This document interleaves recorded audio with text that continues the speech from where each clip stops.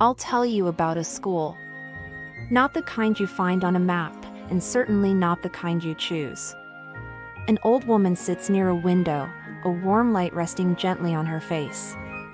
Her hair is silver now, her hands gentle as they hold a worn, familiar book. Children are gathered all around her, their eyes wide, listening. This story, she says softly, her voice like the rustle of old pages, is about a girl who once listened. When the world was whispering. She opens the book. On the page, there's a painted image of a school, one hidden so deeply in nature it almost seems part of the landscape. As we look closer, the picture begins to move. When I was young, I didn't believe in magic. It wasn't because I thought it wasn't real, but more because I never felt the need to search for it. I was a quiet child. Observant. I preferred listening to talking. Sometimes, the world around me seemed to grow calmer when I was near, as if it was holding its breath, waiting for something. Flowers seemed to lean in my direction. The wind would whisper secrets only I could almost understand.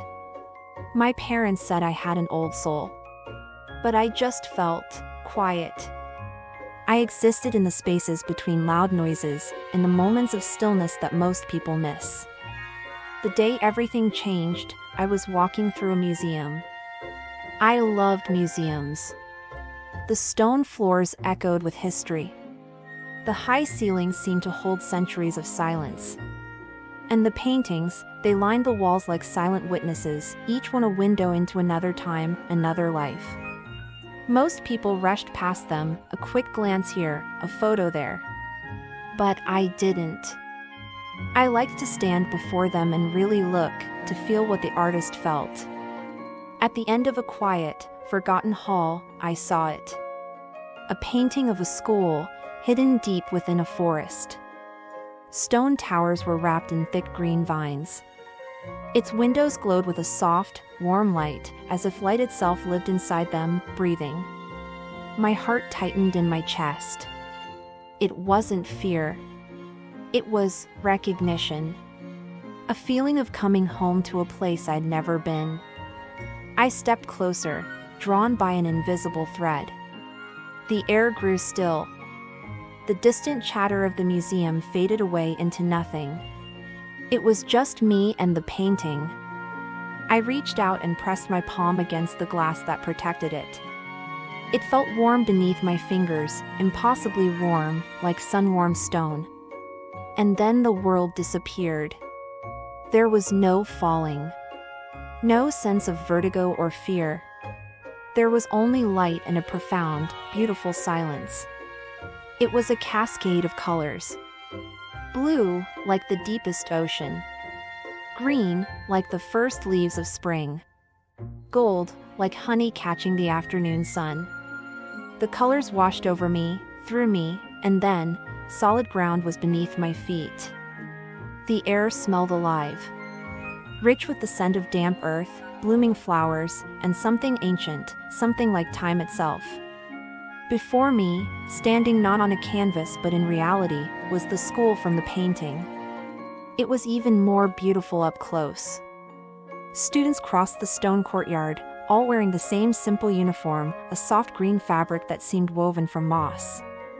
And leaves, with details of brown leather that looked natural and calm. As I looked down, I realized I was wearing it too. My ordinary clothes were gone.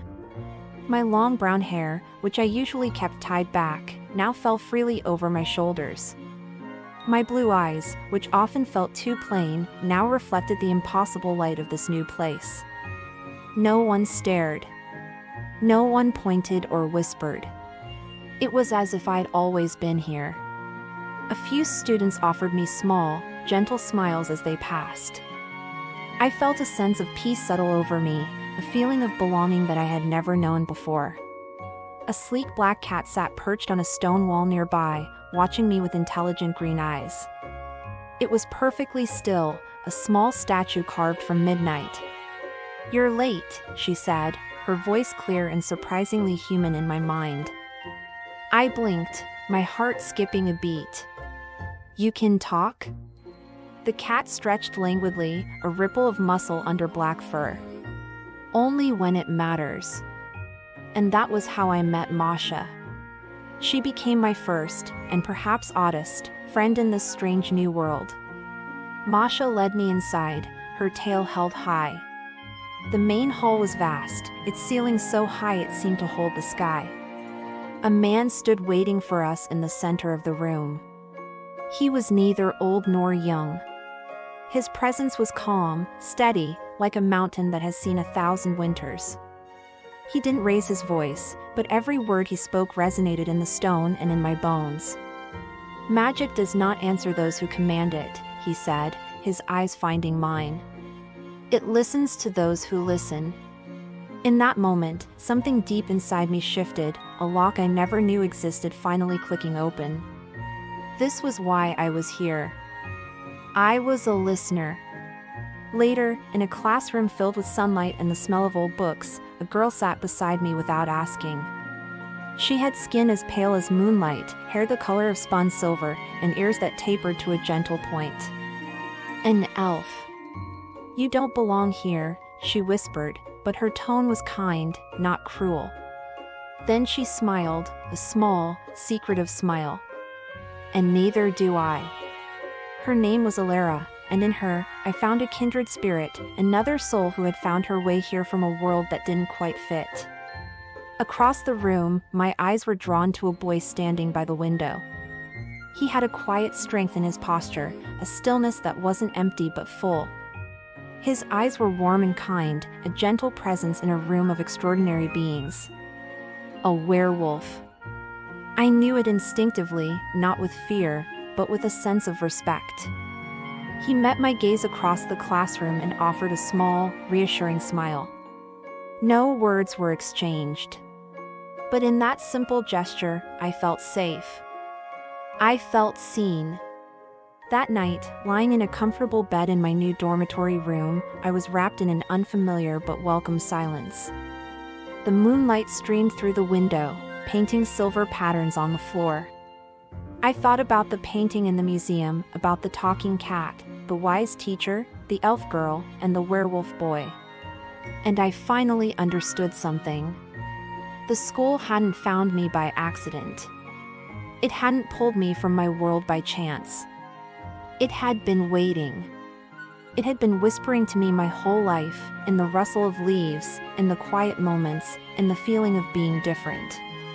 And I had finally listened. This was just the beginning of my story. Of course, she said it softly, as if I had just spoken a truth she had always known. She didn't ask questions. She didn't look frightened or impressed. She simply nodded, her pale silver hair catching the light of the library candles. In that moment, I realized that some things don't need explaining. Some souls just recognize each other, without any words at all. Life at the school settled into a rhythm that felt natural, almost timeless. Our days were filled with lessons that demanded patience rather than brilliance. We learned how to sense magic before touching it, how to understand its mood, its weight, and its quiet warnings. Here, magic wasn't treated like a tool. It was a living presence, and it responded best to respect. Master Oruin oversaw many of our advanced lessons. He was a man of few gestures, his presence steady and grounding. When students grew frustrated or tried to force results, he never raised his voice. He simply waited, watching until they recognized their own mistakes. Power without balance destroys itself, he reminded us often. And balance begins with knowing who you are. Alara excelled naturally. Having been raised within the school, she understood its unspoken rules, its pauses, its silences. She moved through her lessons with quiet confidence, never rushing, never hesitating. And despite being the headmistress's daughter, she never carried her authority like a shield. She always walked beside me, never ahead. Then there was Rowan. He trained differently from everyone else. At first glance, he appeared entirely human. Tall, with dark hair that fell naturally around his face and eyes the color of deep forest green. He carried a calm confidence that never demanded attention. There was something steady about him, something that made chaos feel distant. His presence alone seemed to quiet the entire room. I learned the truth later. Rowan was a werewolf, but not the kind shaped by fear or a loss of control. He wasn't cursed. He wasn't torn between two forms. He chose them. The wolf within him was disciplined, controlled, a companion rather than a monster. He allowed it to surface only when needed, never losing himself in the process. Strength without chaos. Power without surrender. Knowing this didn't frighten me. If anything, it deepened my trust in him. There was a gentleness in Rowan that came from knowing exactly who he was and never needing to prove it to anyone. And Masha, the little black cat, remained my constant shadow. Sometimes she'd follow me through the corridors, her black fur absorbing the light. Other times she'd vanish for days, only to appear right beside me when I felt most uncertain. She spoke rarely, but when she did, her words lingered longer than any lesson. "You listen when others fill the silence," she once murmured, her voice a low hum. That is why the school watches you. The years passed not in a blur, but in layers. We navigated enchanted forest paths that shifted with our fears, forcing us to confront doubts we didn't even know we carried. We faced group trials where trust mattered more than individual skill, where one person's strength meant nothing without the others. We learned that magic responded strongest when it was shared. Mistakes were never punished harshly, but they were never ignored either. Consequences came quietly but firmly, shaping us through understanding rather than fear. And always, beneath everything, there was a sense of something waiting. I began spending more time in the archives, forgotten corners of the school where dust gathered thick and few students ever wandered. There, I found fragments that felt unsettlingly familiar. Names that echoed too closely to my own.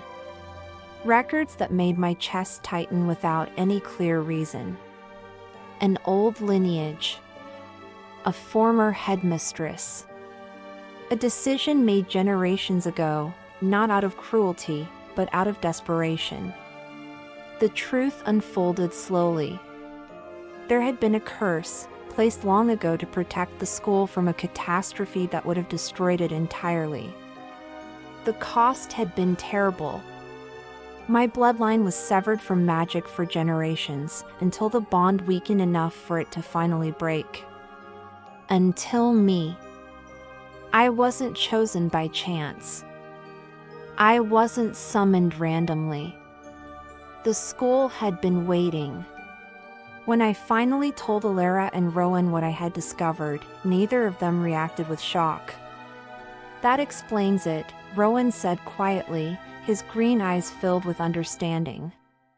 "You hear things others don't."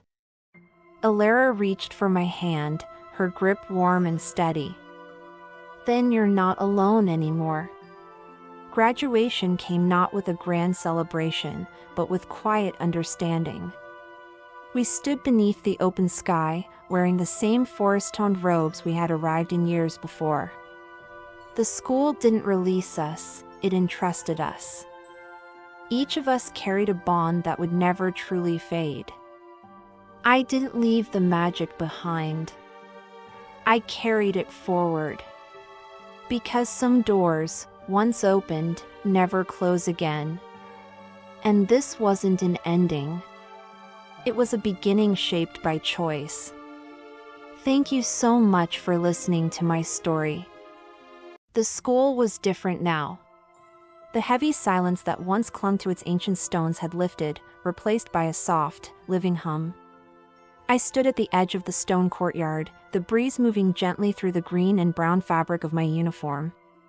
Sunlight caught in my long brown hair, and my blue eyes, once filled with so many questions, now just reflected the open sky, calm, bright, and alive. This time, I wasn't alone. To my right stood Alara, my elven friend. Her wings were unfolded just enough to catch the light, delicate and luminous, like pale feathers shaped from moonlight. They weren't on display, not out of pride. They were simply present, confident, unafraid. On my other side was Rowan. Entirely human in form. Tall, with dark hair and green eyes that were steady and warm. There were no outward signs of the incredible power he carried, no need to prove anything to anyone. His strength was quiet and grounding, the kind that made the world feel safer just by him standing still. All around us, the school breathed. Students crossed the courtyard, human, elf, shifter, and more, their laughter blending with the gentle pulse of magic that now filled the air. Creatures that were once hidden now moved freely among us, completely unafraid. Even the ancient stones beneath our feet seemed to hum in approval, awake after a long, deep slumber. This wasn't the quiet that comes after a hard lesson. This was the vibrant hum of new movement, of life beginning again. I tightened my fingers around the small wand in my hand. It was simple, worn smooth by time, perfectly sized for my grip. When I reached for my magic now, it answered easily. It wasn't a rush of force or a loud noise, but more like a familiar presence that had always known me, just waiting to be called. Alara stepped a little closer, her wings folding softly behind her. Rowan met my gaze, and no words were needed. We had seen the darkness. We had fought it. And we had chosen light. Together. Beyond the iron gates of the school, the great forest shifted. Hidden paths, once invisible, now shimmered into view. The air carried the scent of distant lands and the quiet promise of new worlds just waiting to be discovered. The school had taught us how to listen, how to hear the whispers of magic in the wind. What came next was learning how to walk forward, to follow those whispers wherever they might lead. I looked ahead, my heart steady, a feeling of certainty blooming in my chest. Whatever waited for us beyond those gates, wonder or danger, magic or mystery, I knew I would not face it alone. And this was only the beginning.